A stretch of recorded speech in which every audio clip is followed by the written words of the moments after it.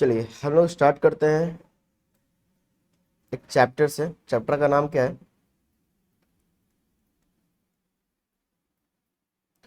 Income from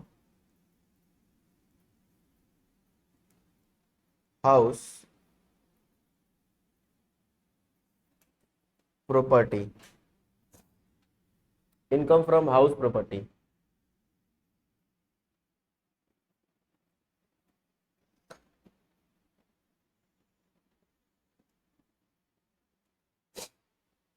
income from house property section cover करता है ये 22 से लेकर 27 तक। सर ये क्या है sir? Income tax is act. Income tax क्या होता है? एक एक्ट है, कानून है। तो आप एक लॉ पढ़ रहे हो, आप एक एक्ट पढ़ रहे हो, that is income tax act. ठीक है। और कोई भी एक्ट में सेक्शंस होता है, ये आप फर्स्ट सेमेस्टर में समझ चुके होंगे, नहीं समझे होंगे तो सेकेंड सेमेस्टर में समझ चुके होंगे, है ना।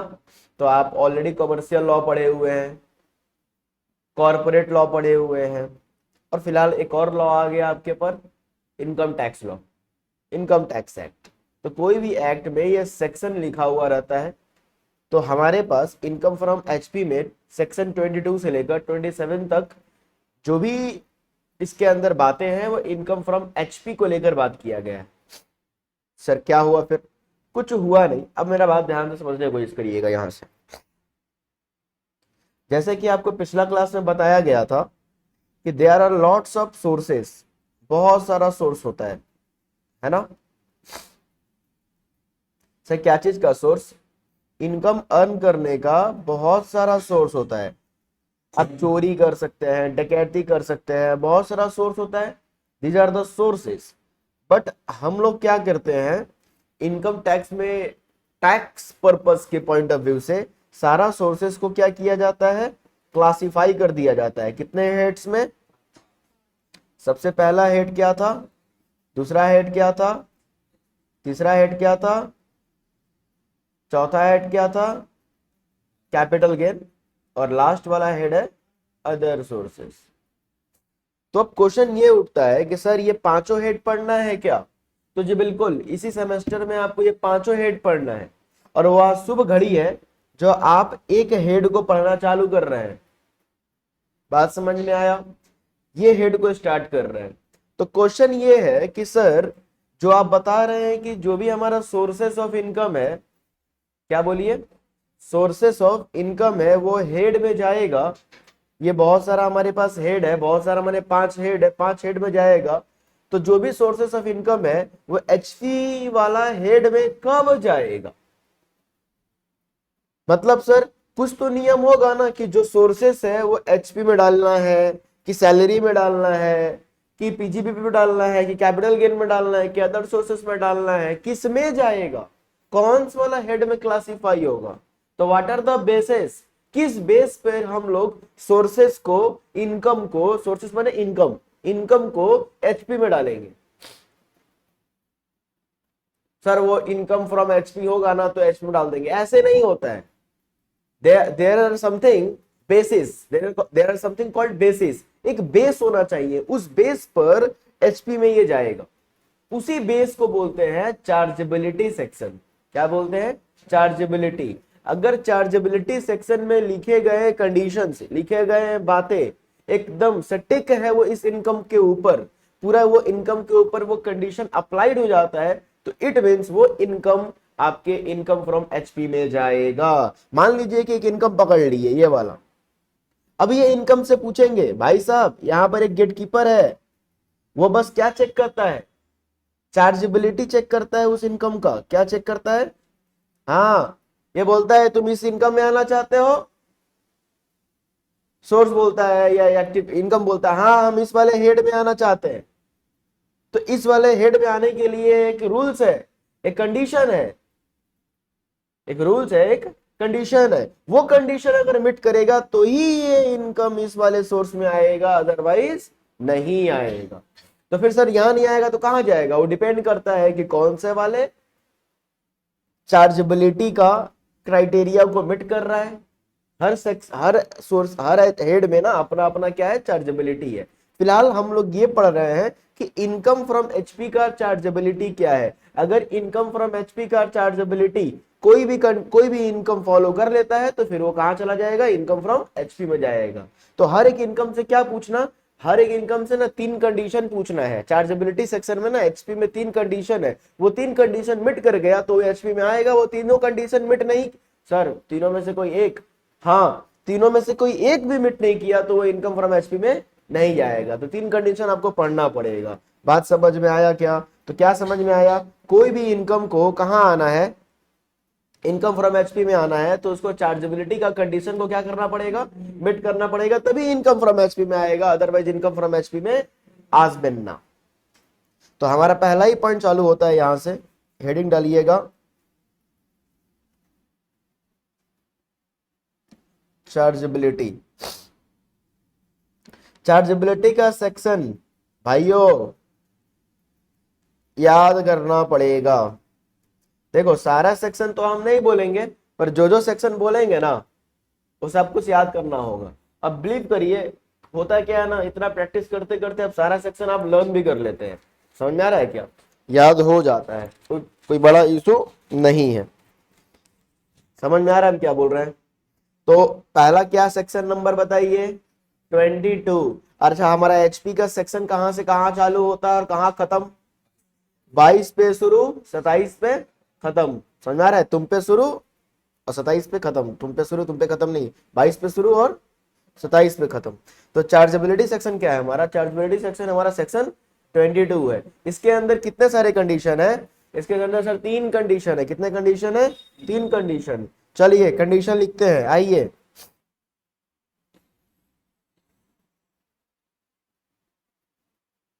लिखेंगे, the following condition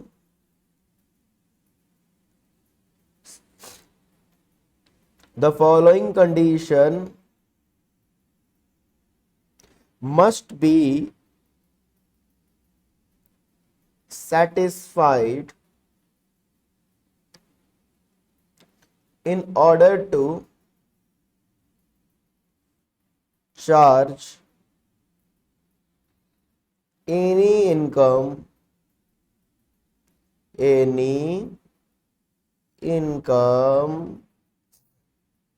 under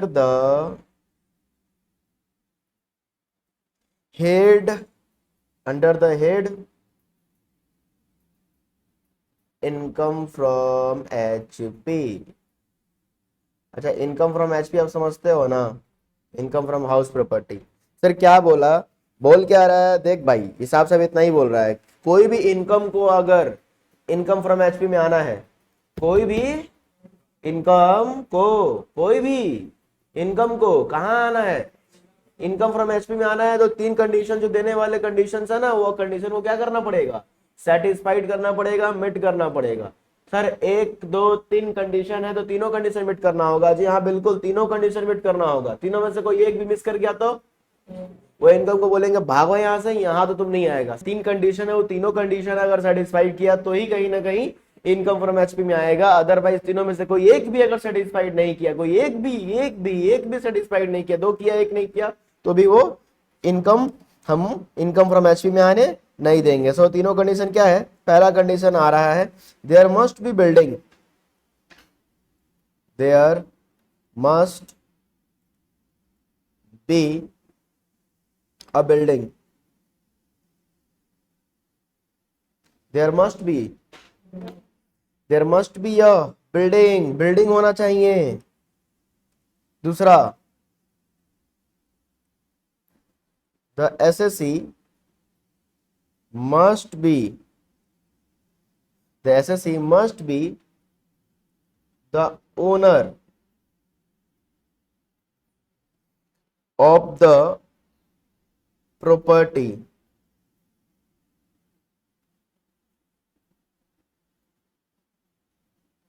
SSC must be the owner of the property। और तीसरा बात, the assessee,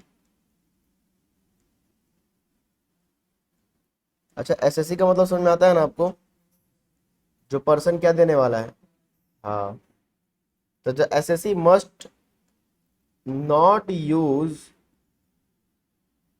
the property, must not use the property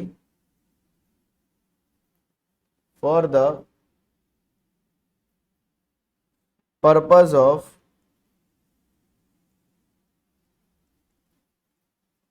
business carried on by him. Business carried on by him.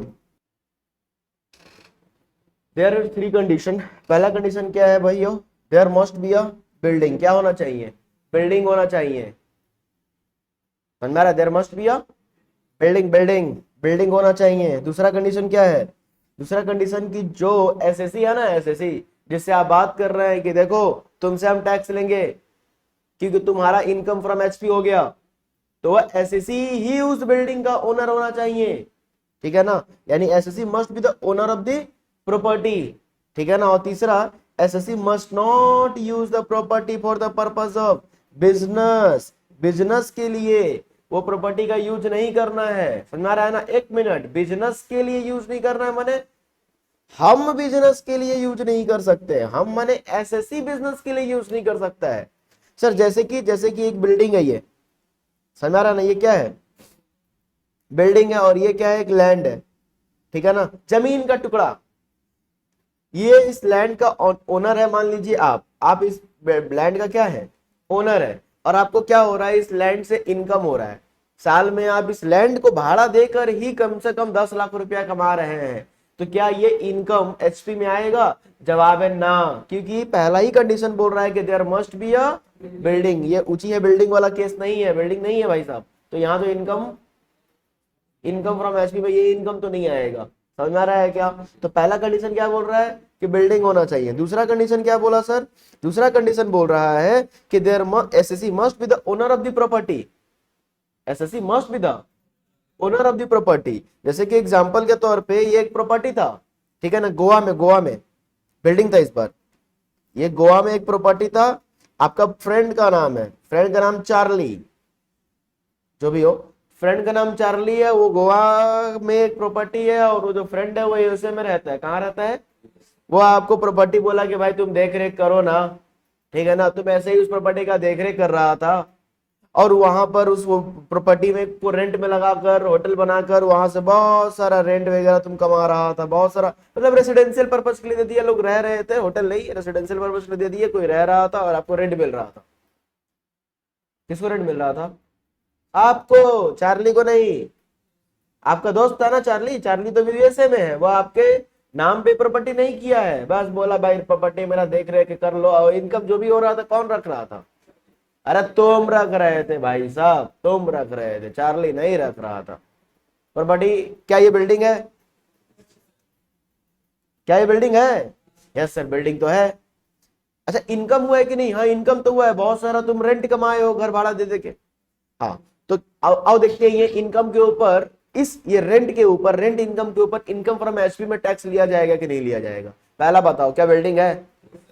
दूसरा, जिससे हम tax लेने का बात कर रहे हैं, जिस व्यक्ति से टैक्स लेने का बात कर रहे हैं, वो इस बिल्डिंग का ओनर है। अच्छा, तो पहला सेकंड नंबर कंडीशन सेटिस्फाई ही नहीं हुआ। तो एसएससी मस्ट बी द, समझ में आ रहा है, यानी कि बताओ, ओनर ऑफ द प्रॉपर्टी, यानी कि यानी कि आपको, आपसे हम इस इनकम के ऊपर टैक्स नहीं लेंगे, चार्ली से इस इनकम के ऊपर टैक्स ले लेंगे। पर बात तो आपसे हो रहा था ना, आप इस बिल्डिंग का ओनर थे नहीं। समझ में रहा है? एक और केस दे, देखो, एक बिल्डिंग था,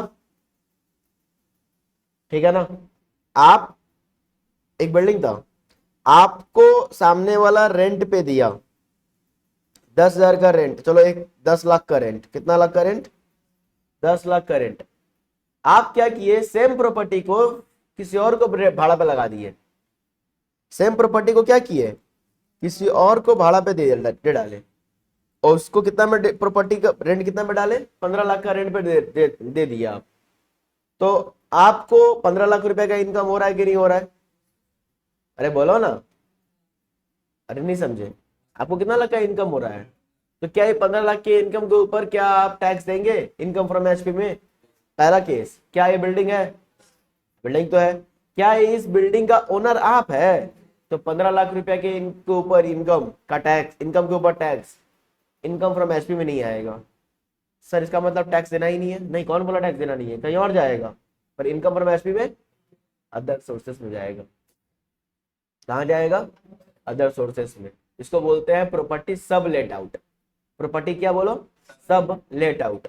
सब लेट आउट नहीं, सब लेट आउट मतलब भाड़ा। अब तुम क्या किए, वापस से इसको भाड़ा कर दिए, भाड़ा पे लगा दिया ना, तो सब लेट आउट बोलते हैं। मतलब तुमको आप भाड़ा दिए, तुम किसी और को भाड़ा पे दे दिए, सब लेट आउट। तो ये भी इनकम फ्रॉम एसपी में नहीं आएगा। बोलो समझ में आ रहा है मैटर? ओके सर, ये पूरा बात समझ में आ गया, आगे बढ़ते हैं।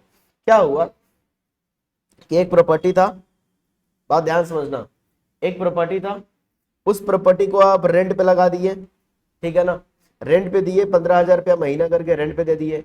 अब वो व्यक्ति क्या कर रहा है, मस्त दुकान खोल दिया, एक तो दुकान खोल के बिजनेस कर रहा है। बताइए, ये 15,000 रुपया आप रेंट कमा रहे हो, तो ये बिल्डिंग है कि नहीं बिल्डिंग है? हाँ भाई बिल्डिंग है। बिल्डिंग का ओनर कौन? आप क्या किए, किसी और को भाड़ा पे दे दिए, वहां से कितना रुपया का इनकम हो रहा है? 15,000 रुपया महीना का इनकम हो रहा है। और वो व्यक्ति कर क्या रहा है, उससे वो बिजनेस कर रहा है। क्या कर रहा है? तो बताओ, ये 15,000 रुपया का इनकम, इनकम फ्रॉम एचपी में जाएगा कि नहीं जाएगा? पहला कंडीशन बिल्डिंग है। दूसरा कंडीशन, क्या इस बिल्डिंग का ओनर है आप, जिसे टैक्स लिया जा रहा है? हाँ, आप तो भी ओनर है।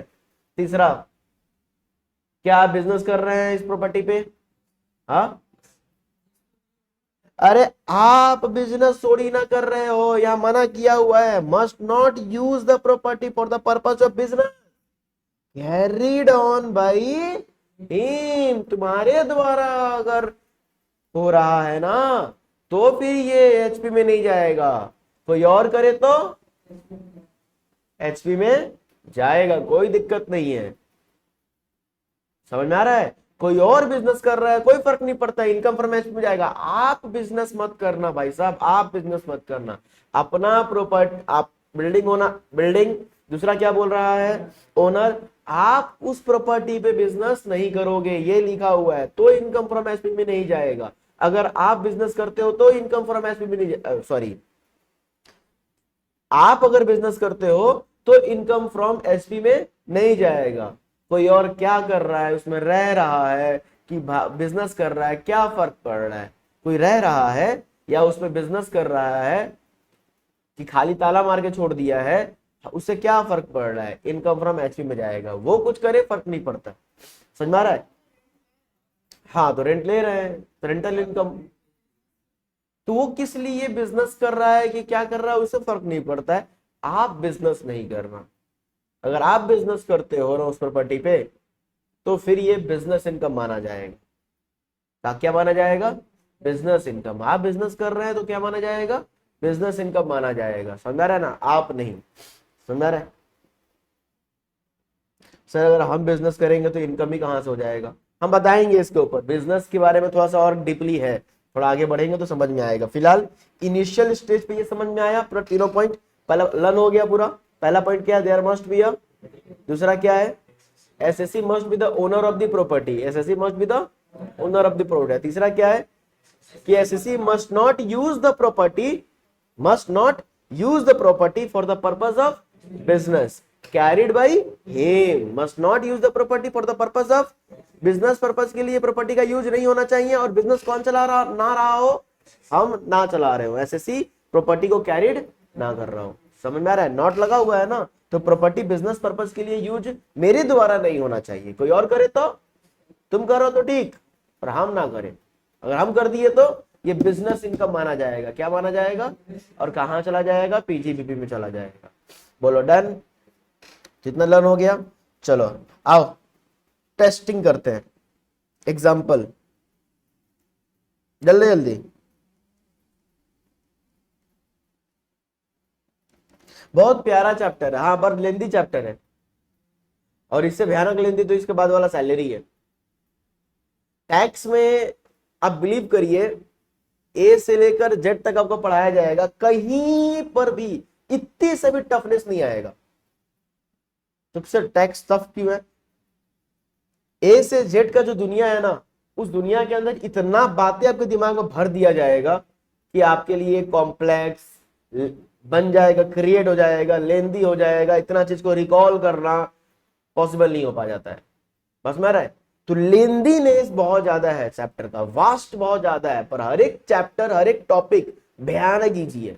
मतलब आपको समझने में कोई कष्ट नहीं आने वाला है, पर रिटेन करने में तो बहुत ज्यादा कष्ट आने वाला है। बहुत बातें है ना, बहुत ज्यादा बातें रखना है दिमाग में, तो इसीलिए पूरा का पूरा सर बात याद नहीं हो पाता है। तो फिर कैसे सर याद होगा? पूछते हैं सर इतना सारा बात सर कैसे याद रहेगा? फील करना होगा। फील कर लो कि हम टैक्स फाइल करेंगे जीवन में, तो फिर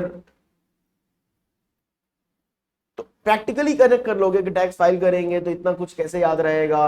तो एक काम करते हैं, पूरा समझ लेते हैं हम लोग, तो समझ लेने वाला फील में चले जाओगे ना, तो कहीं ना कहीं फिर कहीं ना कहीं तुम आराम से डील कर लोगे। ओके सर, चलिए जवाब देना पहला पॉइंट फटाफट।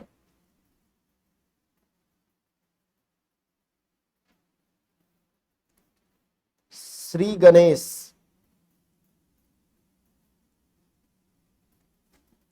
हैज लेट आउट, सुनो ऐसे कर लो, कैसे लिख रहे हो पता नहीं, बट हमको ऐसे चाहिए।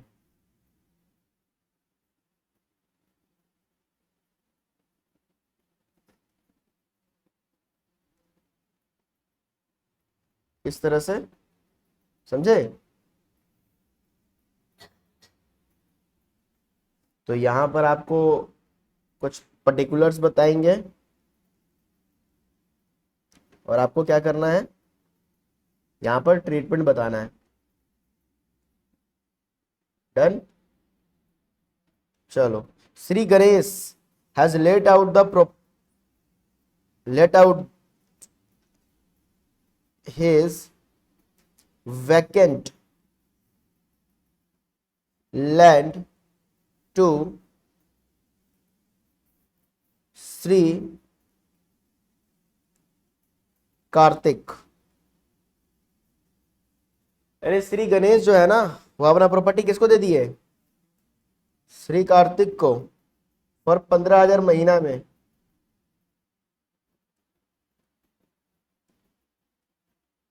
He has also let out his plant and machinery and furniture, plant, machinery and furniture for rupees 20,000 per month. जरा ट्रीटमेंट बताइएगा क्या किया जाए, इनकम फ्रॉम एचपी में जाएगा कि नहीं जाएगा?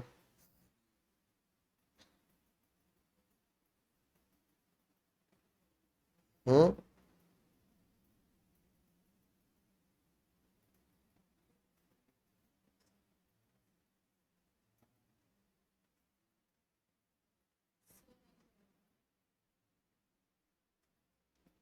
जाएगा कि नहीं जाएगा? पहला बात कि देखो क्या नहीं है, आओ पहला वाला केस देखते हैं, पहले यहां तक केस देखते हैं, ठीक है ना? दो केसेस है, तो पहला केस में बात ये है कि इनकम फ्रॉम एचपी में नहीं जाएगा, क्योंकि यहाँ पे दो केस है ना। पहला केस तो ये वाला है, यहाँ से यहाँ तक है। तो इस केस में देखोगे तो पहले तो लैंड है, बिल्डिंग तो है ही नहीं, तो बात तो खत्म है यहीं पर। और दूसरा केस में देखोगे he has let out his plant and machinery again, फिर लेट आउट क्या किया जा रहा है? लेट आउट मतलब भाड़ा पे देना, ठीक है ना? प्लांट एंड मशीनरी अगेन, यानी कोई चांस ही नहीं है कि इनकम फ्रॉम एचपी में आएगा, तो जाएगा कहाँ? अदर सोर्सेस में जाएगा ये। सर ये फिर कैसे याद रहेगा? ये हम पढ़ा नहीं रहे, ये बता रहे हैं कि इनकम फ्रॉम एसपी में नहीं जाएगा, तो जाएगा कहीं और जाएगा, तो याद रह गया तो ठीक है, नहीं तो चैप्टर पढ़ोगे तो समझ में आ ही जाएगा। तो इसका जवाब क्या बताओ? इनकम फ्रॉम एसपी में नहीं जाएगा, हम बता दे रहे हैं आपको ऐसे ही, बाद में आप पढ़ोगे तो समझ में पूरा अच्छा से आ जाएगा, अदर सोर्सेस में जाएगा, ठीक है?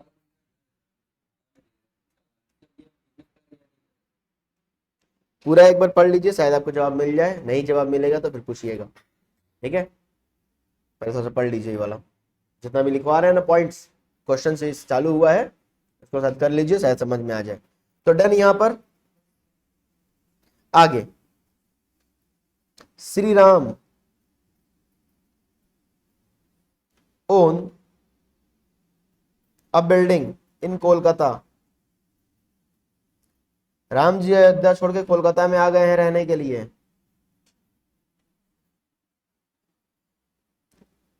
ठीक है, और he has been, this has been, पर राम जी बोले भाई इतना अच्छा अयोध्या में मंदिर बना है तो फिर हम यहाँ क्यों रहें। क्या, तो वो क्या किए, अपना प्रॉपर्टी को लेट आउट कर दिए। किसको?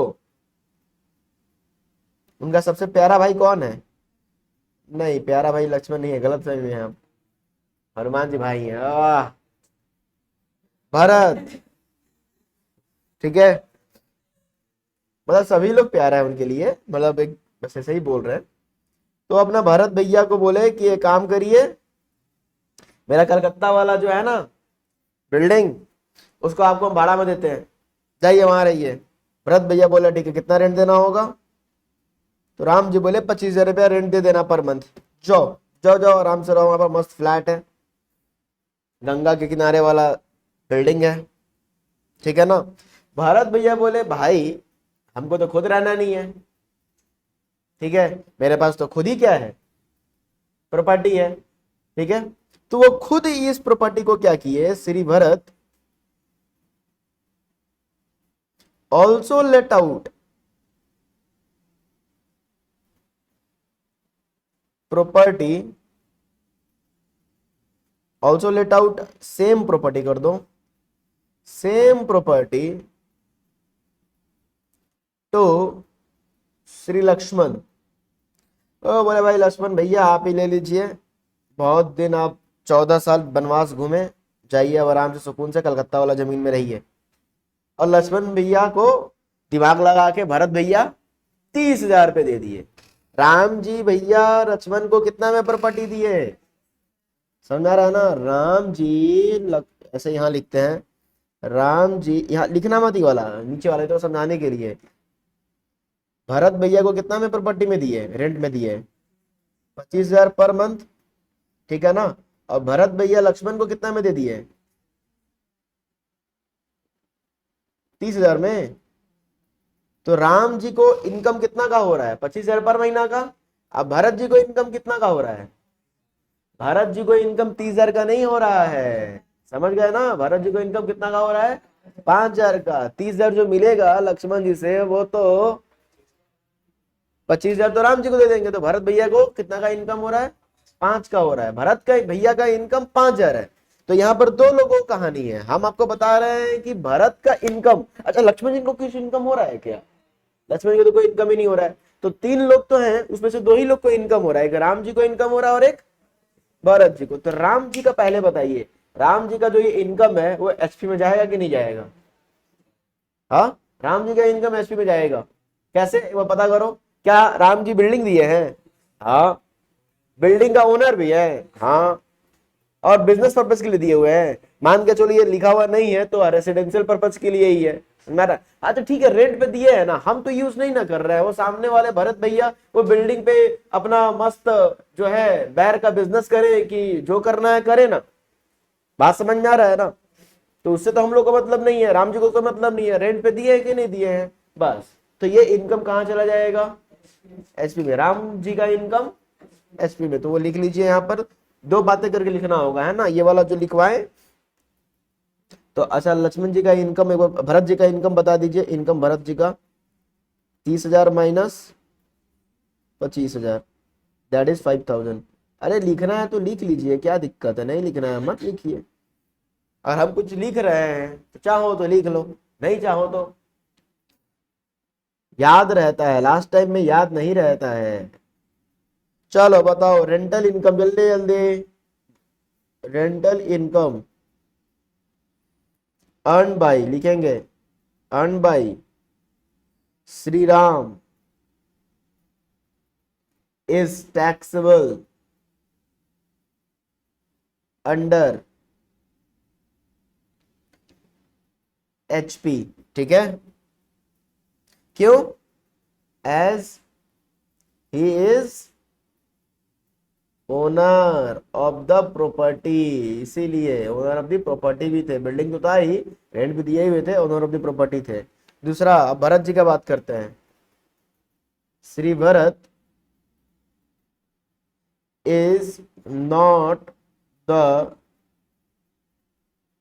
Owner of the property since his income, कितना इनकम हुआ उनको, 30,000 माइनस 25,000, डन, दैट इज 5,000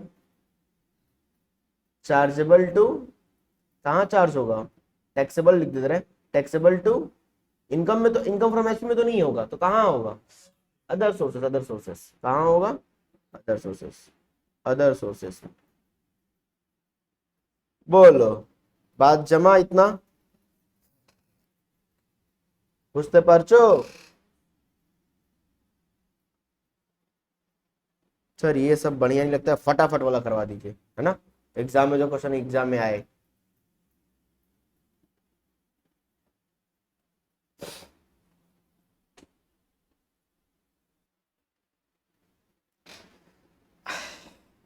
आइए किसी और से मिलाते हैं।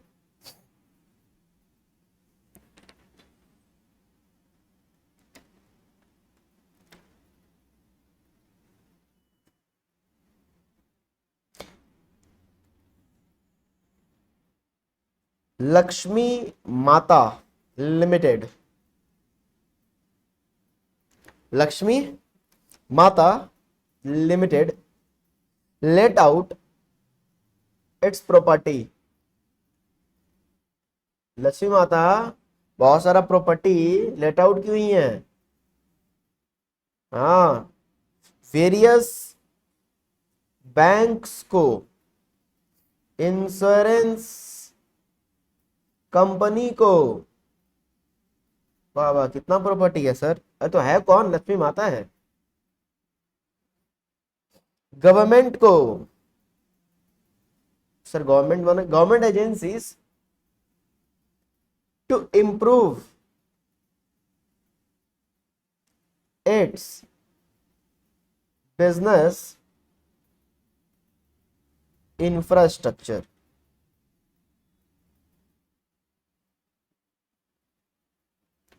बिजनेस इंफ्रा,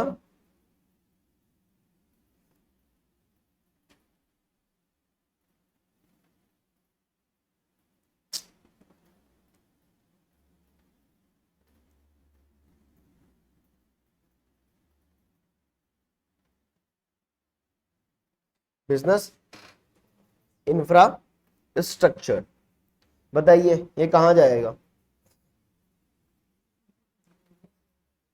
लक्ष्मी माता क्या की हुई है, प्रॉपर्टी, प्रॉपर्टी मैंने बिल्डिंग एज्यूम करी है, ठीक है ना।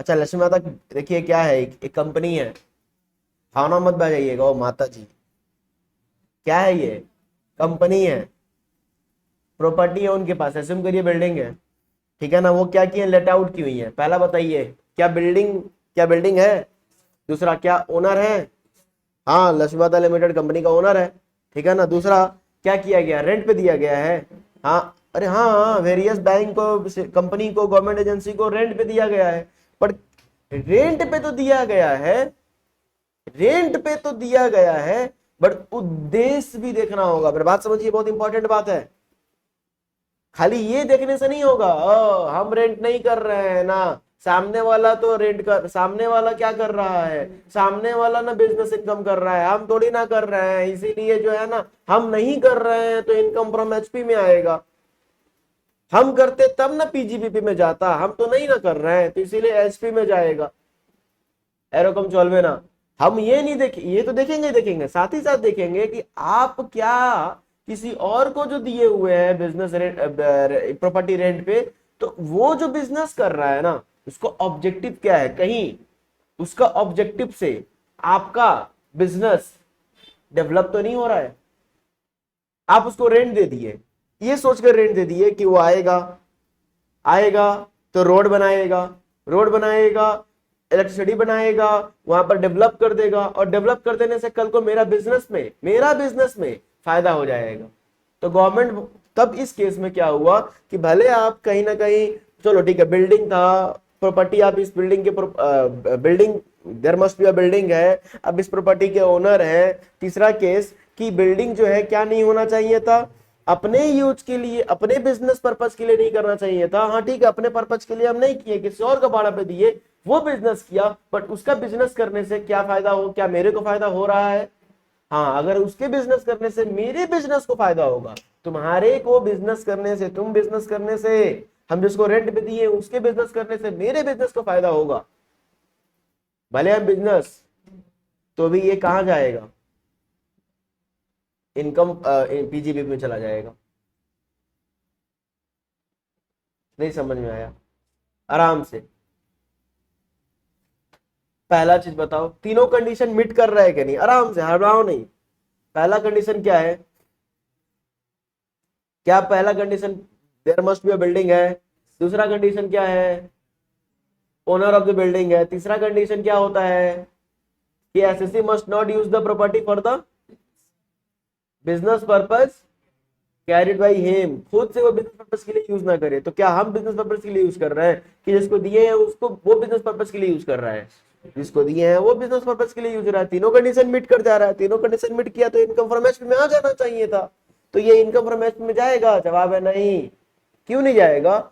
यहाँ पर एक चीज और देखना था कि जिसको हम बिजनेस पर्पज के लिए दिए ना, वो जो बिजनेस कर रहा है उसके बिजनेस करने से मेरे को फायदा हो रहा है। सर कैसे? वो बिजनेस कर रहा है तो वहां का एरिया डेवलप्ड हो जा रहा है।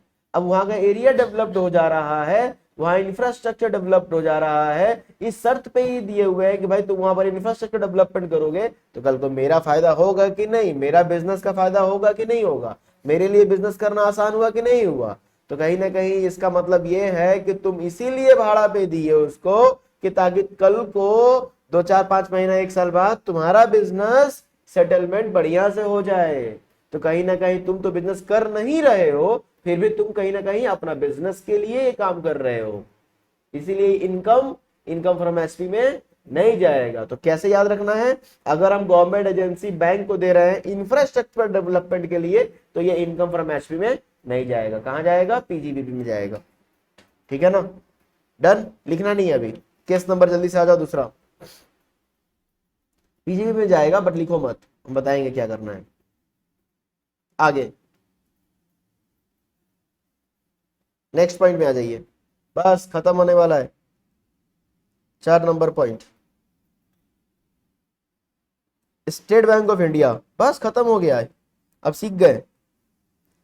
State Bank of India let out the property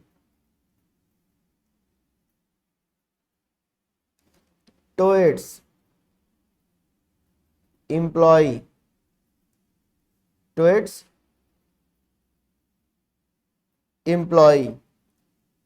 to ensure a smooth conduct of business। जरा बताइए क्या कहानी है, जल्दी से बताइए। स्टेट बैंक ऑफ इंडिया अपना बिल्डिंग भाड़ा पे किसको दिया? अपने एम्प्लॉय को। बिल्डिंग है, हाँ there must be building, State Bank of India इस बिल्डिंग का ओनर है। अच्छा, एम्प्लॉय को दिया तो उसे रेंटल इनकम आ रहा है। तो क्या स्टेट बैंक ऑफ इंडिया जो रेंट दिया वो रेंटल इनकम पर इनकम फ्रॉम एसपी में जाएगा कि नहीं जाएगा?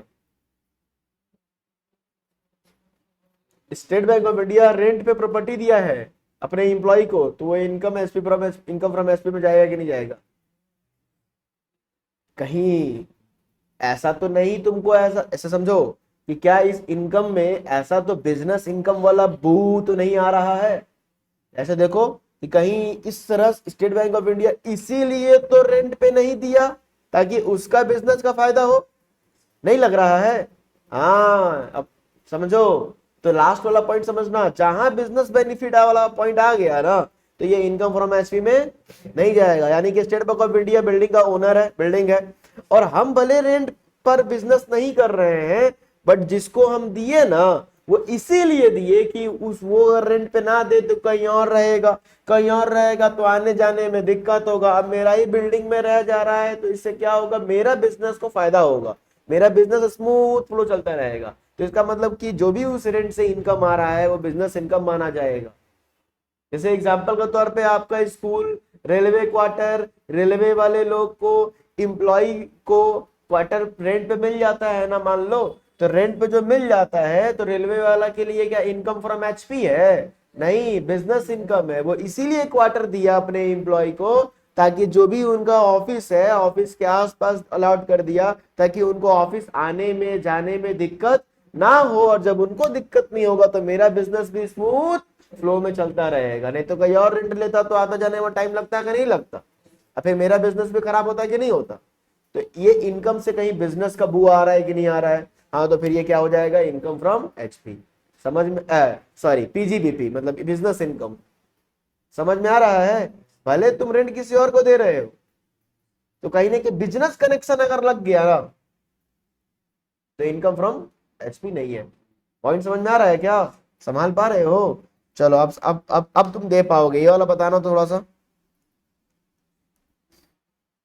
अ ट्रेनिंग इंस्टीट्यूट, एक ट्रेनिंग इंस्टीट्यूट है। कौन सा इंस्टीट्यूट है? हाँ, हैज सेटअप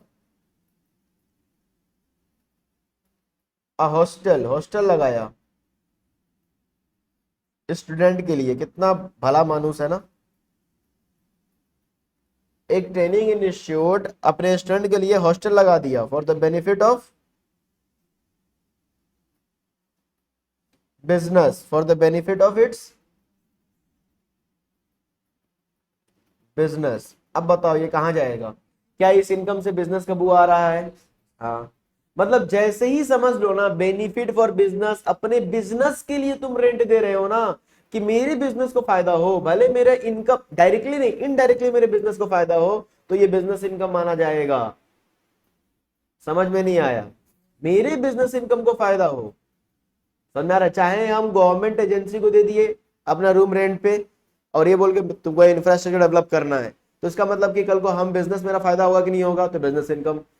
हम स्टेट बैंक ऑफ इंडिया है, बैंक है, बड़े बड़े कंपनी है, एक को अपना ऑफिस बनाकर, अपना क्वार्टर बनाकर अपने इंप्लॉय को अलॉट कर दिए, ताकि मेरा बिजनेस स्मूथ फ्लो चलता रहे। तो बिजनेस इन कहीं ना कहीं बिजनेस फायदा हो रहा है, तो बिजनेस इनकम। या तो तुम इंस्टीट्यूट हो, बड़े बड़े इंस्टीट्यूट हो, हॉस्टल बनाकर स्टूडेंट लोग को दे दिए, ताकि तुम्हारा बिजनेस के चमकता रहे। क्योंकि क्या होता है कि बहुत सारे हॉस्टल वगैरह जो होते हैं वो ट्रेनिंग इंस्टीट्यूट से कनेक्ट रहते हैं। अगर मेरे यहाँ तुम एडमिशन करवाए तो सबसे बड़ा दिक्कत ये होगा कि मैं रहे कहाँ, बाहर बाहर में। तो अगर हम हॉस्टल फैसिलिटी भी दे देते हैं तो दोनों समस्या दूर हो गया, आपका पढ़ने का भी समस्या दूर, रहने का भी समस्या दूर। तो कहीं ना कहीं अगर हॉस्टल ना डालें तो तुम मेरे यहाँ बिजनेस कर, मेरे यहाँ पढ़ने नहीं आते। तो एक बेनिफिट समझ में आ रहा है? कहीं ना कहीं बिजनेस इनकम हो रहा है कि नहीं हो रहा है? तो ये कहीं ना कहीं बिजनेस इनकम। ये तीनों का जवाब बिजनेस इनकम ही था, इसीलिए इस तीनों को ऐसे करके कनेक्ट कर दीजिए। समझे? और कनेक्ट करके क्या लिख दीजिए, income from income chargeable under business income. Business income में इसका इनकम चार्ज होगा। बोलो, पूरा क्लियर हो गया? तो ये आपका कहीं ना कहीं पॉइंट है जो कहीं ना कहीं एग्जाम में क्लियर होना जरूरी होता है। कोई कब कौन सा इनकम इनकम फ्रॉम एचपी में आएगा? बोलो, यहां तक क्लियर है? हाँ, चलो आगे बढ़ते हैं। Point number 2,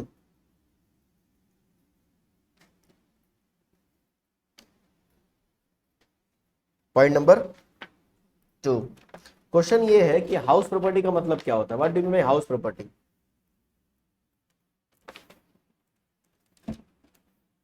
what do you mean by meaning of house property? House property का मतलब क्या होता है सर?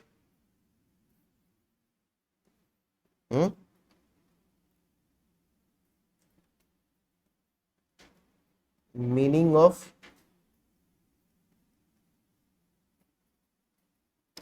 सर एक क्वेश्चन पूछ रहे हैं क्या सर, जो ये टैक्स है ये प्रैक्टिकल सब्जेक्ट है कि थ्योरी?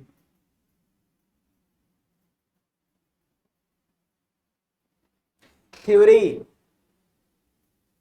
क्या है ये? लॉ प्रैक्टिकल होता है कि थ्योरी होता है? बट ये सब्जेक्ट ऐसा है कि थ्योरी से प्रैक्टिकल निकलता है। लॉ थ्योरी लिखा हुआ है, उससे प्रैक्टिकल निकालना है। अभी हम लोग सम्स किए ना, तो बस लॉ में इतना ही लिखा हुआ है कि अगर बिजनेस कनेक्शन लग जाए तो ये इनकम बिजनेस इनकम में चला जाएगा, तो इससे कितना प्रैक्टिकल निकल गया। तो न्यूमेरिकल्स वाला प्रैक्टिकल भी है, तो थ्योरी से प्रैक्टिकल यहां निकलता है।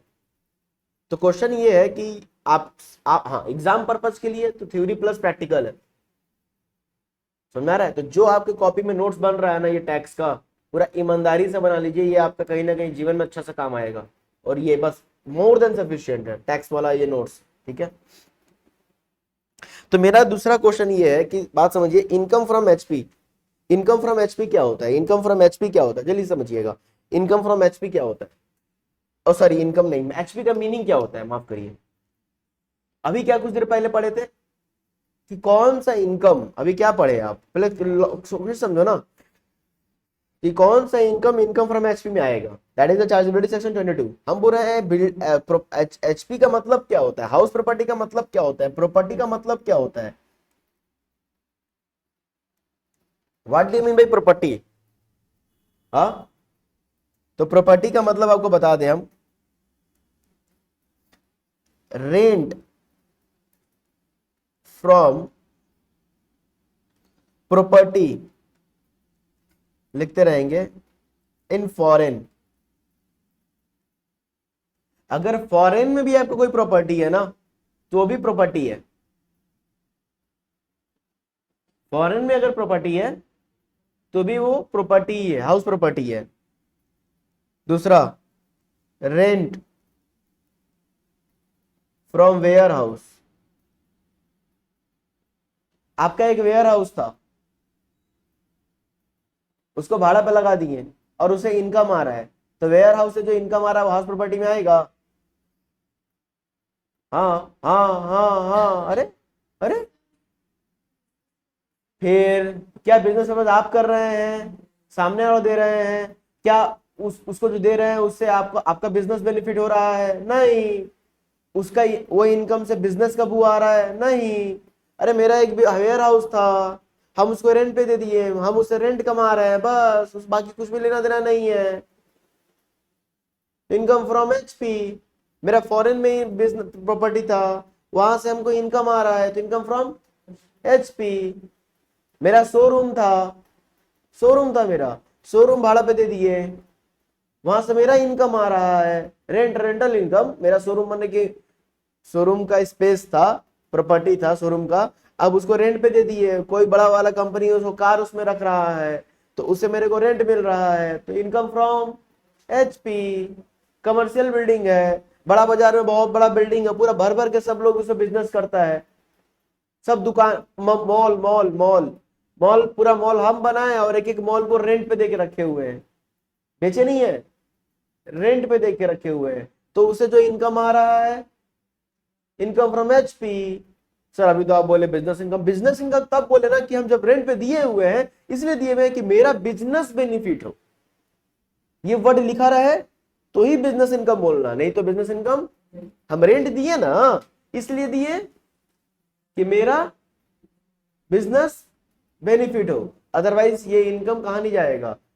बिजनेस इनकम में बेनिफिट हो तो बिजनेस इनकम में जाएगा, बिजनेस बेनिफिट नहीं हो तो इनकम फ्रॉम एचपी। तो इसी तरह से कोई भी शोरूम दे, आप कमर्शियल बिल्डिंग दे, रेसिडेंशियल बिल्डिंग दे, जो भी आप इनकम हो रहा है आपको, वो कहां, उसको बोला जाएगा income from HP. Rent from warehouse लिख लीजिए।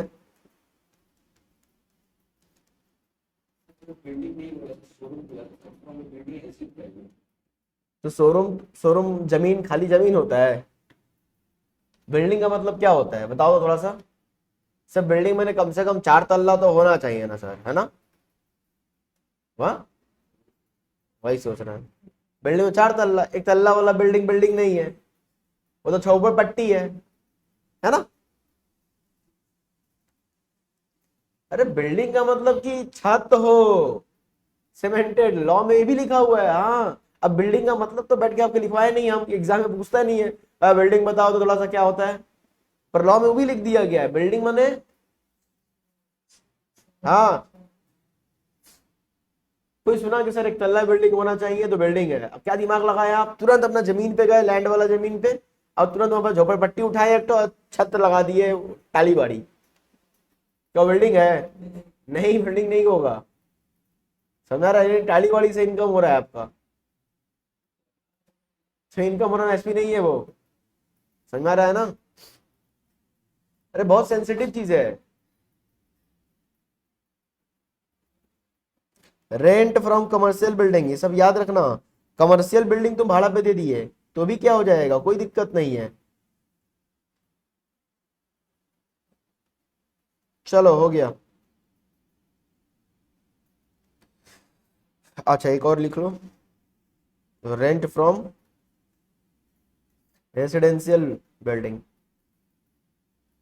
मतलब तो हम बोले ना कि तुम जो बिल्डिंग दिए, तुम रेंट पे जो दिए हुए हो, ठीक है ना, किस पर्पज से दिए हो डजंट मैटर, मैटर इससे कि इनकम आ रहा है क्या, तब वो इनकम फ्रॉम एसपी। बस खाली इतना ध्यान रखना कि कहीं बिजनेस कनेक्शन तो नहीं है ना, अगर बिजनेस कनेक्शन लग गया ना तो फिर वो कहाँ चला जाएगा, पीजीबीपी। समझ में आ रहा है? तो यहाँ पर जो लिखा हुआ था बस यही लिखा हुआ था कि there must be not use the property for the purpose of business carried on by him. तो अपना बिजनेस बेनिफिट या अपना बिजनेस करने के लिए, या तो अपना बिजनेस कर रहे हो या तो बिजनेस बेनिफिट ले रहे हो, इसके लिए इनकम नहीं होना चाहिए। बस इतना सा, क्लियर हुआ? चलिए पॉइंट नंबर 3।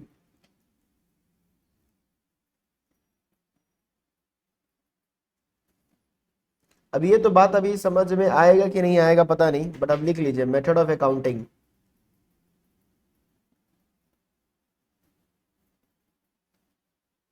अभी हम समझाना चाहेंगे भी नहीं, बाद में ऑटोमेटिकली जब आएगा समझ में आ जाएगा।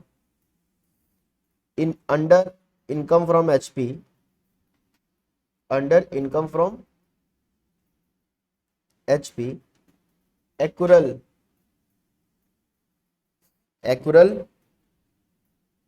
ऐसे कर लो, accrual basis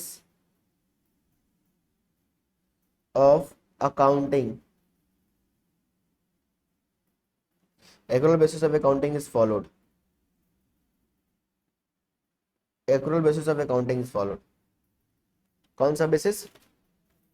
accrual basis of accounting. Sir समझे नहीं, ये बोलना ये चाह रहा है कि इनकम आपके पॉकेट में मिला है, उसको बोलते हैं कैश बेसिस। एक इनकम हो गया, महीना लग गया, बट आपके पॉकेट में पैसा अभी तक आया, तो क्या अभी इसको भी इनकम बोला जाता है? हाँ, ये भी इनकम है, इसको बोलते हैं अकुरल बेसिस। तो यहाँ पर इनकम के ऊपर टैक्स देना पड़ेगा, तो सर हमको पता है इनकम के ऊपर तो टैक्स देना पड़ेगा। नहीं, रोना मत रोना, अभी तो मिला नहीं ना है, मिलेगा तो दे देंगे ना, लग गया ना, ड्यू हो गया ना, बस उसके ऊपर अब टैक्स दो। मिला है कि नहीं मिला है वो तुम्हारा इशू है। समझ में आया? कभी भी समझ में नहीं आया तो इसको पूरा चैप्टर में अकुरल बेसिस के ऊपर, ना ना अभी आगे आएगा, इसी चैप्टर में आएगा, बहुत तंग करेगा ये, कंफ्यूज कर देगा। समझ में आ रहा है ना? नींद हराम कर देगा। तो अभी खाली हम पूछे ना कि इनकम फ्रॉम एचपी में कौन सा, इनकम फ्रॉम एचपी में कौन सा अकाउंटिंग कॉन्सेप्ट होता है, तो बोलना अकुरल में। बट ऐसे बहुत सारा पॉइंट आने वाला है जहां पर कैश बेसिस भी होता है, अकुरल बेसिस भी होता है, मतलब चैप्टर के अंदर बहुत सारा पॉइंट्स आएगा, वहां पर अलग अलग कहानी चलता है, पर होल चैप्टर में क्या माना जाता है? अकुरल बेसिस। कि भाई इनकम अगर ड्यू भी है, मिला नहीं भी है, तो भी हमको टैक्स, हाँ मतलब एक बेसिक से बात बता दी है, गवर्नमेंट को बोल दिया ना हाँ मेरा रेंट महीना लग गया है, तो बस आपको टैक्स देना पड़ेगा। गवर्नमेंट आगे बोल रहा है कि चलो टैक्स दो, बोल रहा है मिला थोड़ी ना है, सामने वाला दिया नहीं, उसका कितना मजबूरी है आप जानते हैं। हाँ ठीक है, वो बोलेगा ठीक है उसका मजबूरी है, तुम्हारा मजबूर, सब कुछ जानते हैं, अब तुम चुपचाप से पैसा दो, टैक्स देना पड़ेगा, रोना नहीं रोना है बस। चलो आ गया हमारा, जिसका था तुमको इंतजार, जिसके लिए थे तुम बेकरार, हाँ वो घड़ी आ गई। Computation of income from house property.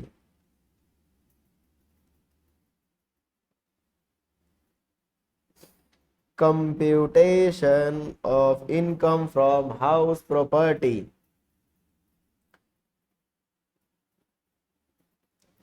आइए आपको सिखाते हैं हाउस प्रॉपर्टी कैसे कंप्यूट किया जाता है। यहां से क्वेश्चन जो आता है प्रैक्टिकल और थ्योरी आता है, पर प्रैक्टिकल तो निश्चित आता है, ठीक है ना।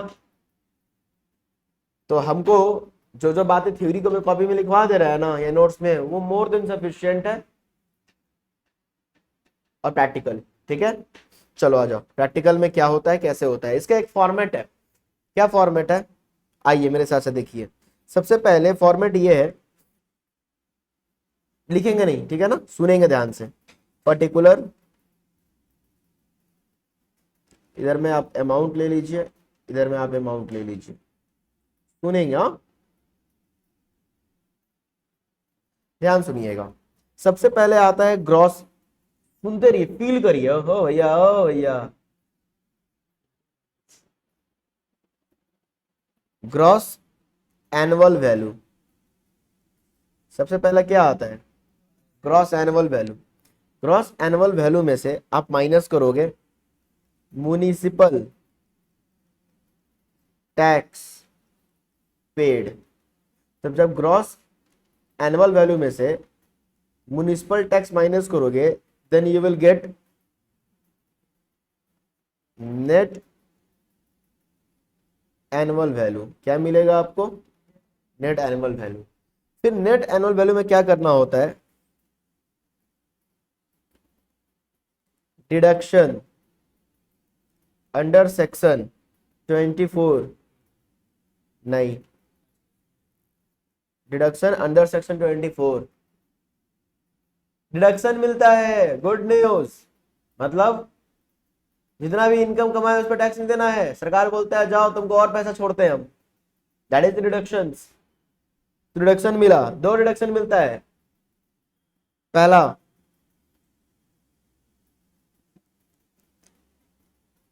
स्टैंडर्ड डिडक्शन, पहला क्या मिलता है, अंडर सेक्शन 24A, जो कि है ये 30% ऑफ,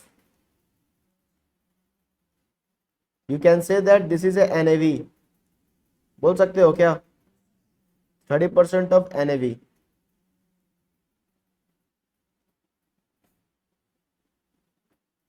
दूसरा याद है, इंटरेस्ट ऑन लोन। ओहो, अगर घर आप खरीदे हुए हैं ना और उसको आप इंटरेस्ट दे रहे हैं, डिडक्शन मिल जाता है। यानी कि अगर घर खरीदे लोन पे और उस पे इनकम हो रहा है, तो जो भी इंटरेस्ट आप पे कर रहे हैं तो माइनस करा सकते हैं, यानी कि सरकार को टैक्स देने का दरकार नहीं है। कितना इंटरेस्टिंग चीज है, इस दोनों को प्लस करके यहां से माइनस करा देना। तो मान लो कि सपोज एक हल्का सा व्यू दे रहे हैं, 100 रुपया का टोटल इनकम हुआ आपका, और उसमें से खर्चा हो गया कम से कम 90 रुपया, ठीक है ना। 90 रुपया क्या हो गया, डिडक्शन, ओके डिडक्शन, ये दोनों मिलाकर 90 रुपया का डिडक्शन हो गया। तो now your income is only 10 rupees, 10 rupees your income, समझ में आ रहा है। इसी को आप बोलोगे इनकम फ्रॉम HP, यही 10 रुपया इनकम है। तो सर सर सर सर एक मिनट एक मिनट, 10 रुपया टैक्स देना पड़ेगा ना, 10 रुपया के ऊपर रेट लगेगा, डरो मत। 10 रुपया तो इनकम है आपका, इनकम ही सिर्फ 10 रुपया है, 10 रुपया पे रेट लगेगा, रेट रेट रेट। समझ में आ रहा है क्या? वो रेट लग के वो लास्ट में आता है, वो भी समझाएंगे बाद में। समझ आ रहा है ना? एक्चुअली सारा हेड को ऐड किया जाता है। सैलरी से कितना कमाया?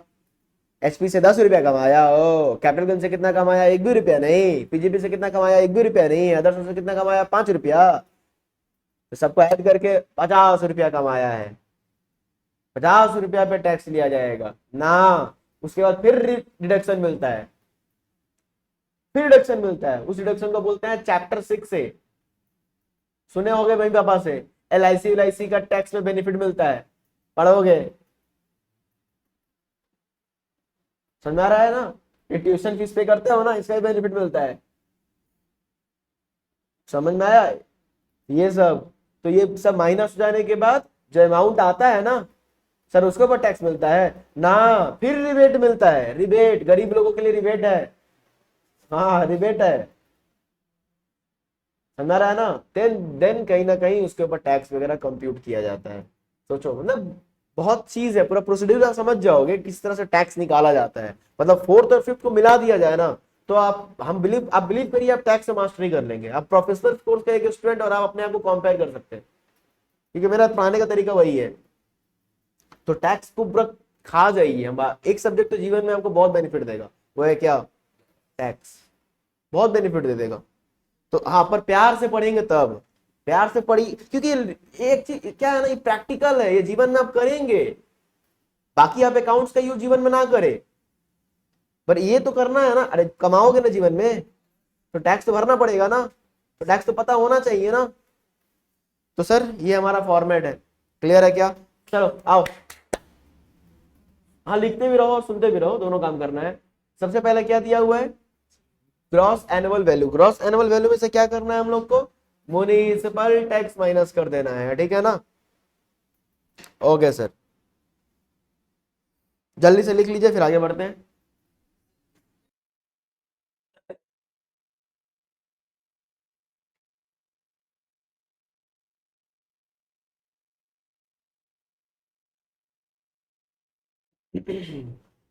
हुआ?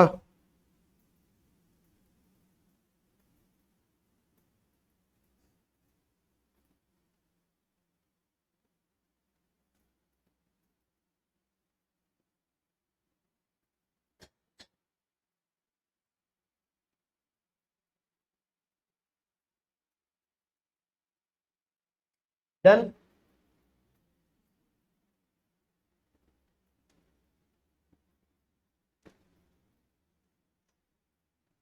अगर देखा जाए ना, तो आपका this is your income.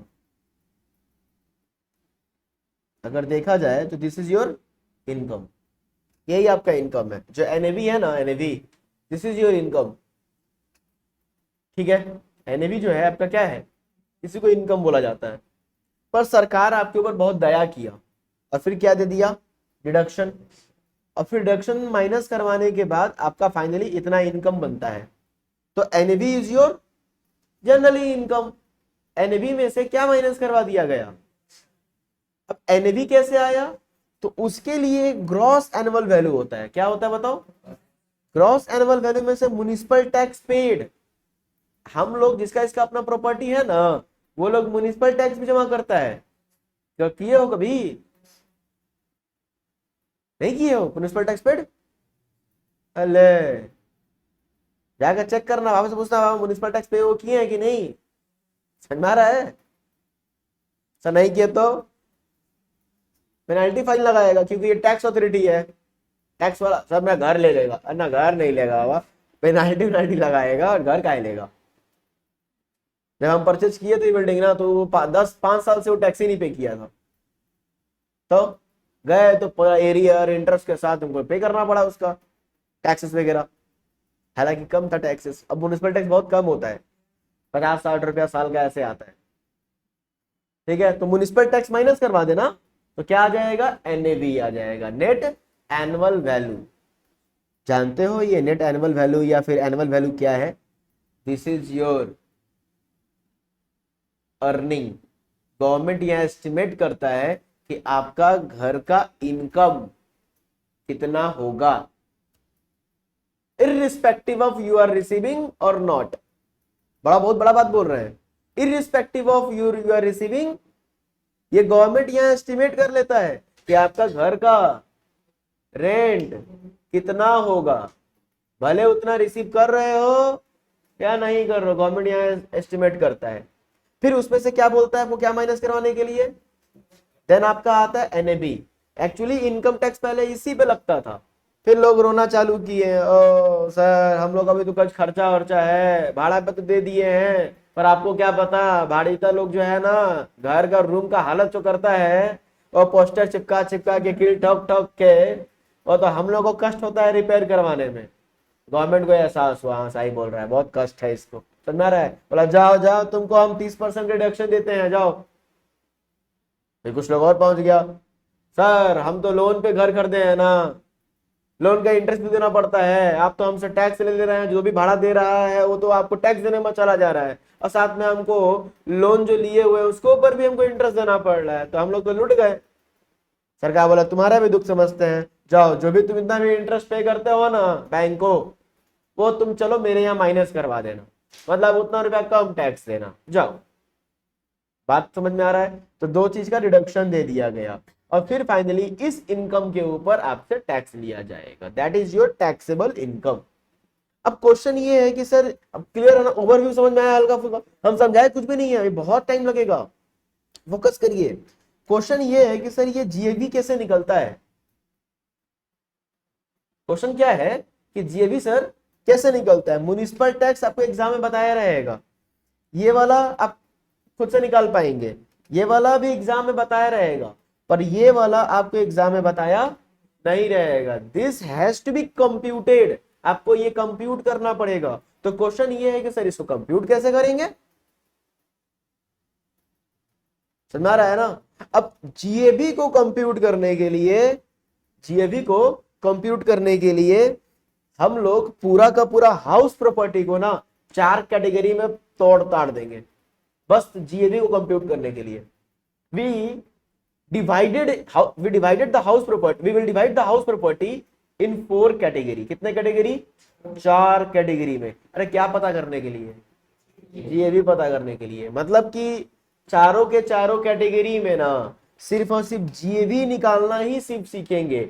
GAB के बाद का काम यही वाला होगा हर एक केस में।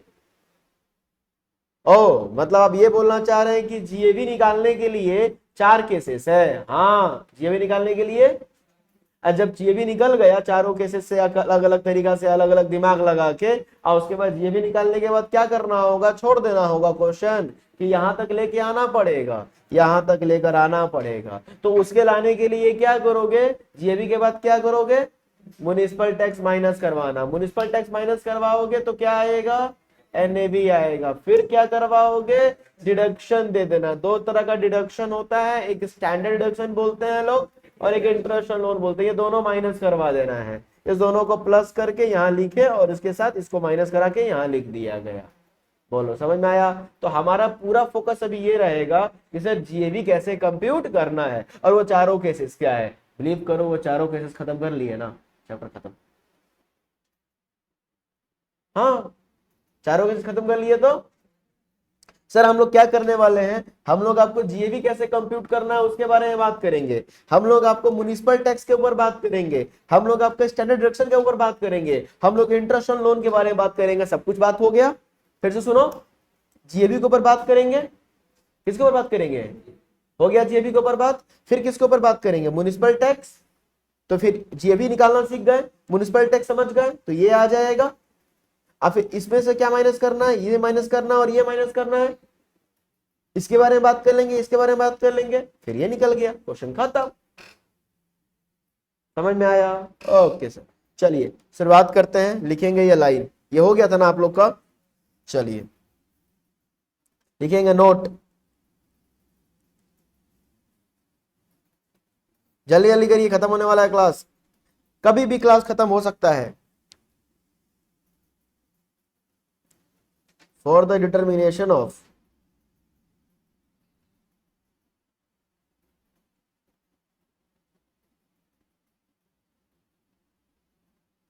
Gross annual value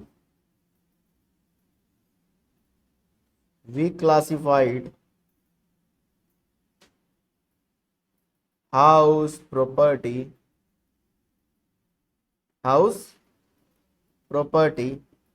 into following categories.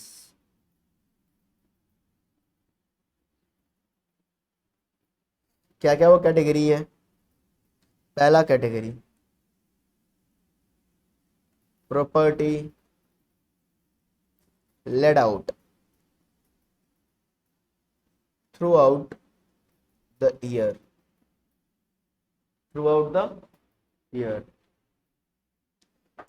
दूसरा partly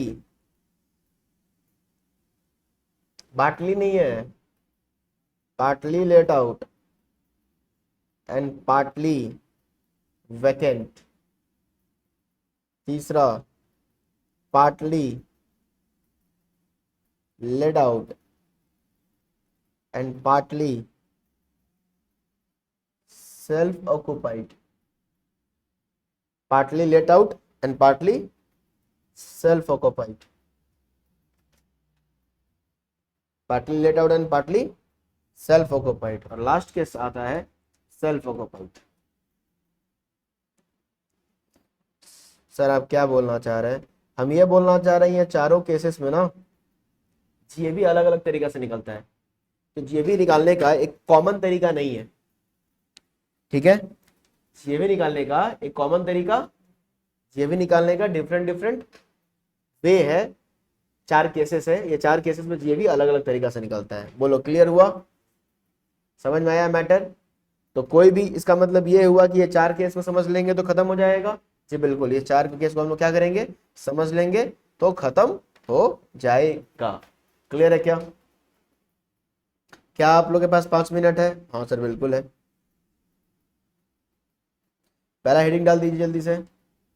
partly let out and partly let out, ओहो, partly let out throughout the year, partly let out throughout the year. पहला केस, 4 केस खत्म हो जाएगा ना, तो automatic chapter क्या हो जाएगा? खत्म हो जाएगा। ठीक है, चलो सबसे पहला केस डाल दिए हम लोग, partly let out and partly क्या बोल रहे हैं हम, property late out throughout the year. Property late out throughout the year, property laid out throughout the year. ठीक है ना? चलिए अब सबसे पहले इसमें क्या है कहानी, आओ समझते हैं।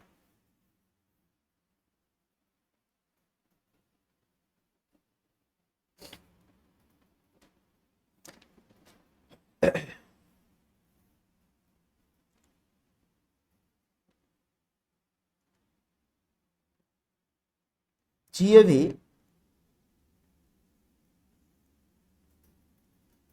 कंप्यूटेशन ऑफ जीएवी, जीएवी माने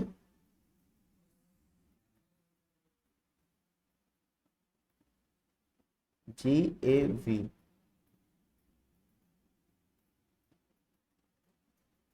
जीएवी कैसे निकलता है? ठीक है ना? वाह वाह, जीएवी निकालना है, अरे वाह वाह, दुनिया का सबसे इजी काम है जीएवी निकालना। हाँ, एक्सपेक्टेड रेंट, बोलो क्या? और दूसरा एक्चुअल रेंट रिसीव्ड और रिसीवेबल। एक तरफ है एक्सपेक्टेड रेंट, दूसरे तरफ है एक्चुअल रेंट रिसीव, ठीक है ना? Whichever is higher, whichever is higher, whichever is higher, वही होता है जीएबी। बस खत्म। बोलो कितना प्यारा चीज था, एक्सपेक्टेड रेंट और actual rent, whichever is higher. अरे एक्सपेक्टेड रेंट। हाँ, सरकार बोल रहा है, जानते हो क्या बोल रहा है, कितना बड़ा बात बोला।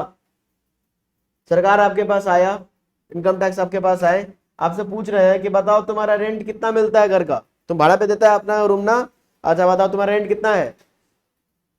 तो तुम बोल रहे हो कि साहब इस प्रॉपर्टी से मेरे को रेंट जो है ना वो मिलता है 10 लाख रुपया। ठीक है ना, बात समझना।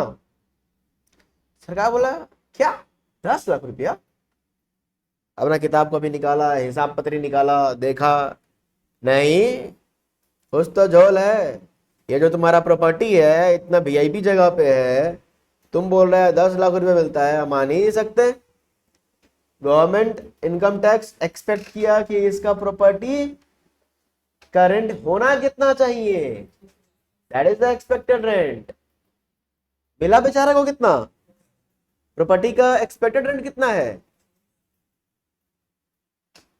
Which ever is.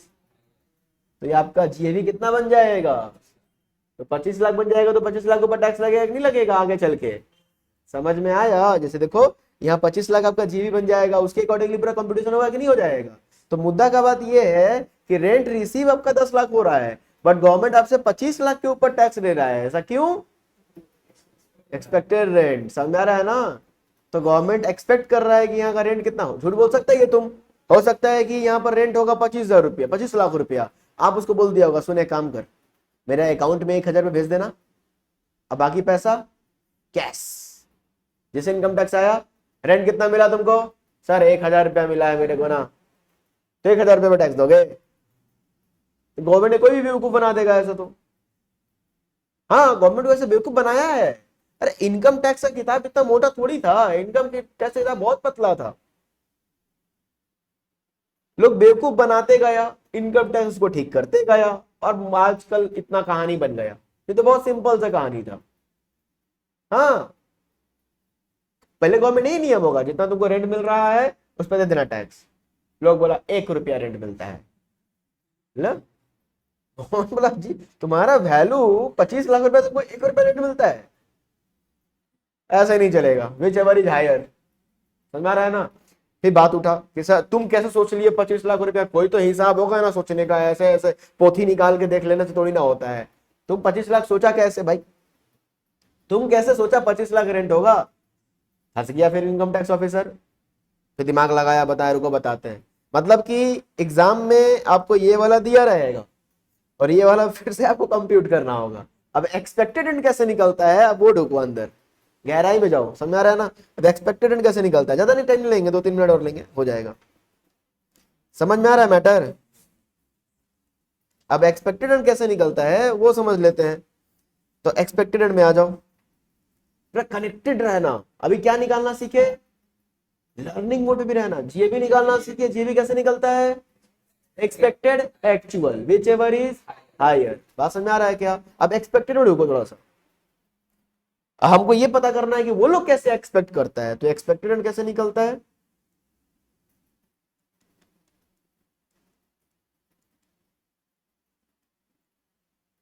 एक्सपेक्टेड जो निकलता है ना, हम लिख रहे हैं, ठीक है, फिर लिखना, अभी रुको, थोड़ा सा जगह का स्पेस जरूरी है।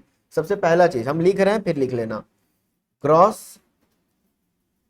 Municipal value.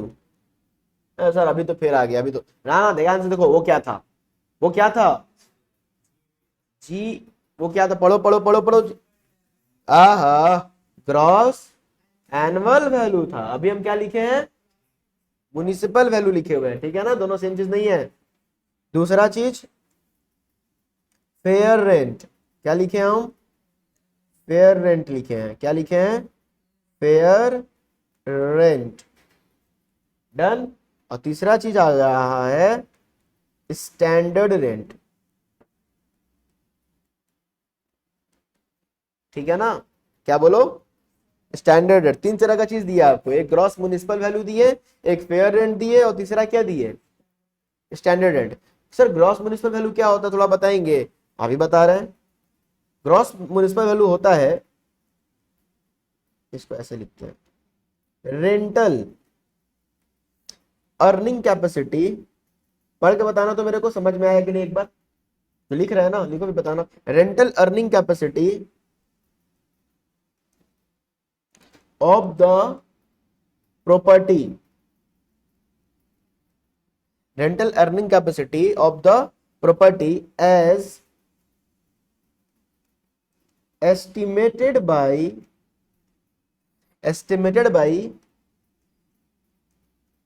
municipal corporation, municipal corporation।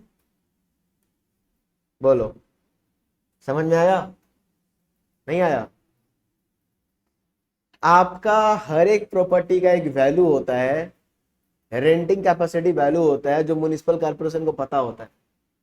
Municipal corporation के पास हर एक एरिया का ना एक रेंटल अर्निंग कैपेसिटी वैल्यू है। अगर हम म्युनिसिपल कॉर्पोरेशन से पूछे ना, म्युनिसिपल कॉर्पोरेशन इस एरिया का रेंट कितना है, तो उसके पास एक वैल्यू लिखा हुआ रहता है, भले आप रेंट पे दे रहे हो चाहे, उसके पास सारा इंफॉर्मेशन रहता है। तो साफ साफ बोले तो म्युनिसिपल कॉर्पोरेशन के अनुसार आपका रेंट कितना है। म्युनिसिपल, अरे बोलो, हमारा म्युनिसिपल कॉर्पोरेशन कौन है?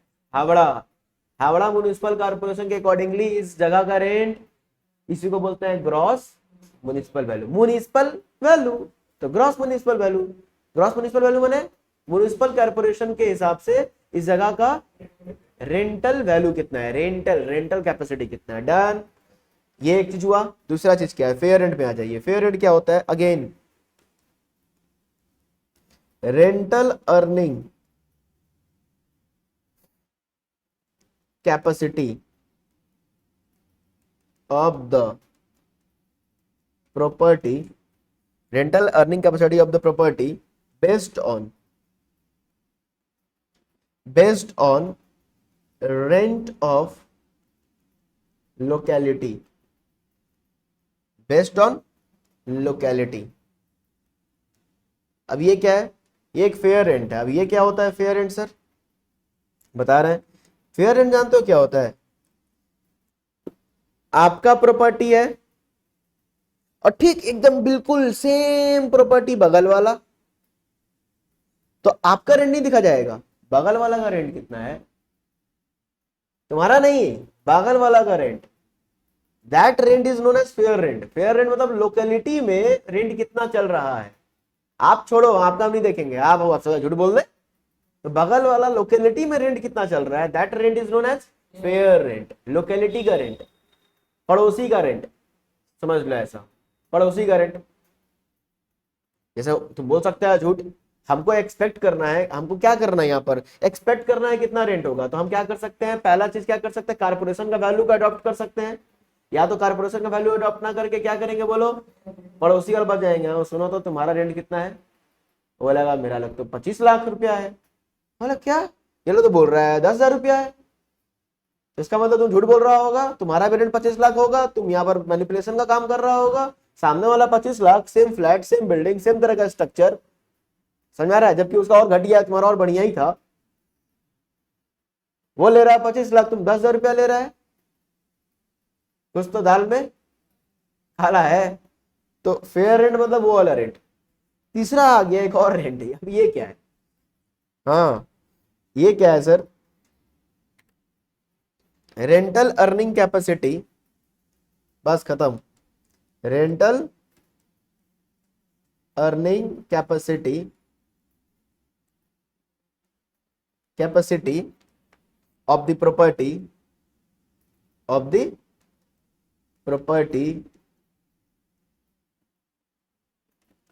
fixed by the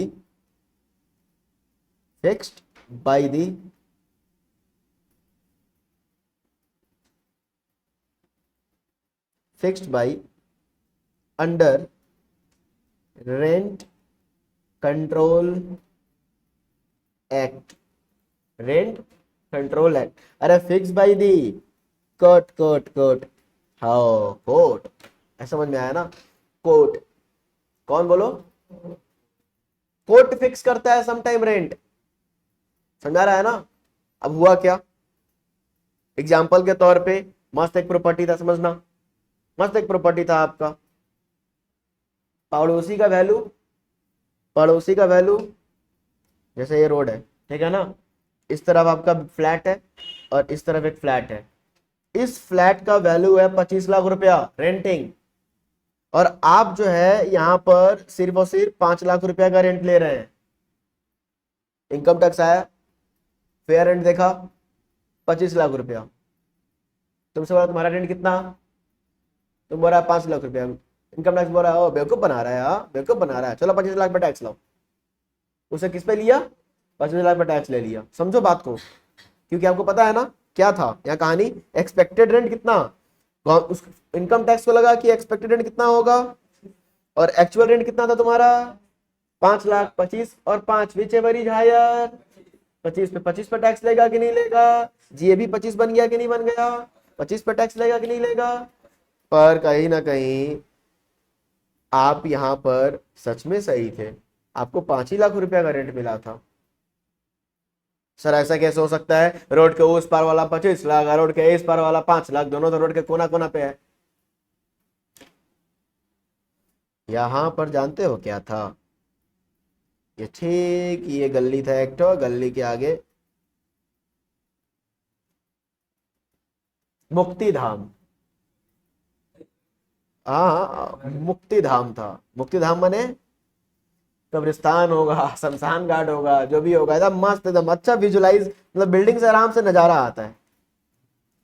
हाँ बिल्कुल, रात में भूत और डांस करता होगा वो भी दिखता है, कभी कभी वो बुला लेता भी है, आओ तुम भी आओ साथ में मिलकर डांस करते हैं।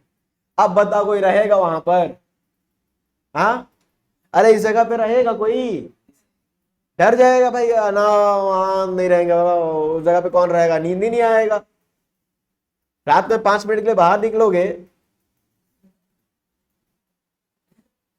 रोज उस जगह से बॉडी जा रहा होगा, समझ आ रहा, कोई रह पाएगा उस जगह पे, नहीं होगा ना, नहीं हो पाएगा, हर बार नेगेटिविटी नेगेटिविटी नेगेटिविटी। सबको तो साधु संत महात्मा तो है नहीं, ओ जीवन का अंतिम घड़ी है, मृत्यु लोग हो रहा है, बहुत अच्छा जगह है, शुद्ध जगह है, भाई कितना समझाने के लिए ठीक है, बट नहीं हो पाएगा क्योंकि ह्यूमन हो ना तुम, तो साधु संत महात्मा ही रह पाएगा उस जगह पर।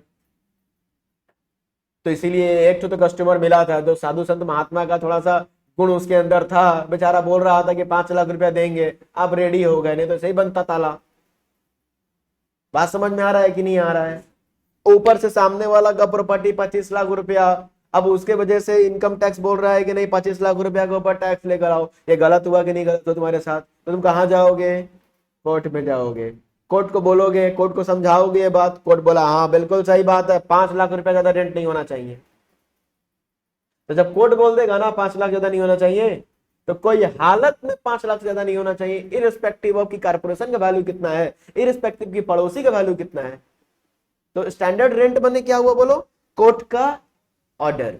तो रेंट कंट्रोल एक्ट में एक प्रावधान है, एक प्रोविजन, प्रावधान माने प्रोविजन, प्रोविजन है कि आपको अगर लगता है कि रेंट आपका फेयर नहीं ट्रीट किया गया है तो कोर्ट जा सकते हो, तो कोर्ट में जाओ, कोर्ट से ऑर्डर लेकर आ जाओ, कोर्ट ऑर्डर कर देगा।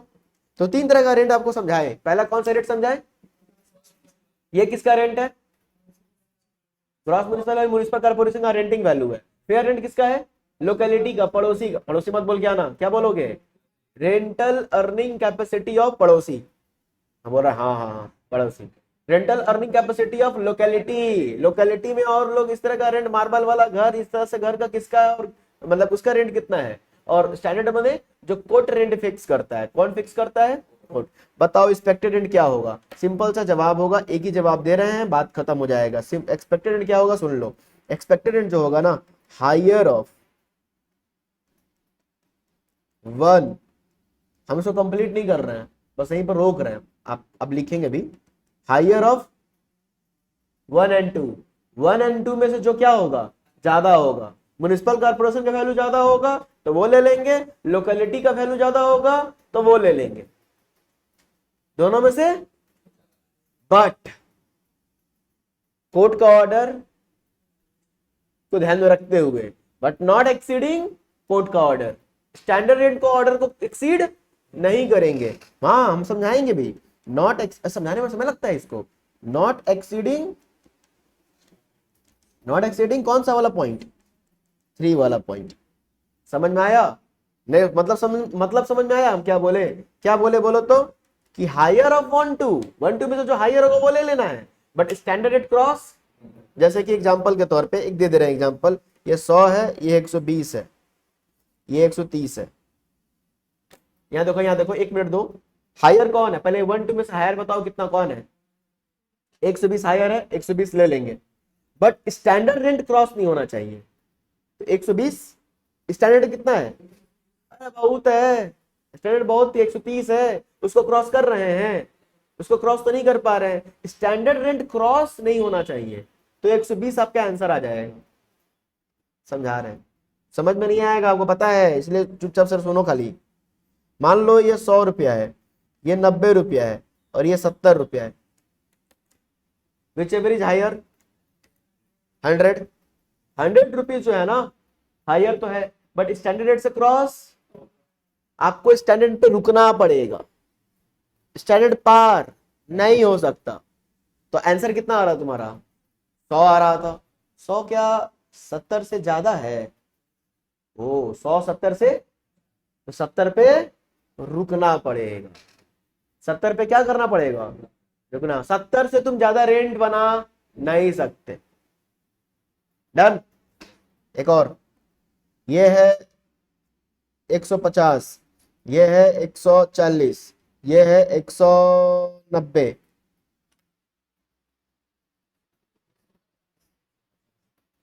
हायर 1 एंड 2, हायर कितना आया 150 जो होगा ना, 150 वो किससे क्रॉस नहीं होना चाहिए, स्टैंडर्ड से क्रॉस नहीं होना चाहिए। हायर कितना है 150, 150 चेक करो तो 150 190 से ज्यादा है नहीं, तो 150। समझ में आ रहा है, दिक्कत है, मतलब तुम्हारा जैसे भी करके स्टैंडर्ड एंड क्रॉस नहीं होना चाहिए, समझ में आ रहा है, क्लियर हुआ। अरे कैसे भी करके स्टैंडर्ड रेट को क्रॉस मत करना, माने स्टैंडर्ड रेट से ज्यादा तुम रेंट चार्ज नहीं कर सकते, स्टैंडर्ड कम से कम इतना तो चार्ज करना ही होगा। अब स्टैंडर्ड रेट ही तुम्हारा 190 रुपया है, जैसे कि नियम बना दिया सरकार, गवर्नमेंट, समझो कि भाई स्टूडेंट लोग से फीस 5,000 रुपया महीना ज्यादा नहीं ले सकते, बताना मेरे को, 5,000 रुपया ज्यादा, तो क्या 1200 ले सकते हैं, 3,000 ले सकते हैं, 4,000 ले सकते हैं, 4500 ले सकते हैं, हाँ 5,000 ले सकते हैं, हाँ 5,600 ले सकते हैं ना। मतलब ये लिमिट कब आएगा, जब इसके ऊपर चले जाओगे तो रुक जाना है, पर इसके नीचे हो ना तो कोई दिक्कत नहीं है। अब देखो 150 और 140, हायर कौन, 150, तुम्हारा लिमिट कहाँ है, 190 दूर है, उसको पार नहीं करना है ना, 5,000 को पार नहीं करना है ना, 190 को पार नहीं करना, हम तो नीचे ही है भाई, कोर्ट जो बोला 190 ज्यादा नहीं ले सकते, तो हम कहाँ ले रहे हैं 190, हम तो नीचे ही है, हम तो कम ही है, हम तो कहाँ पर है 150 पे है।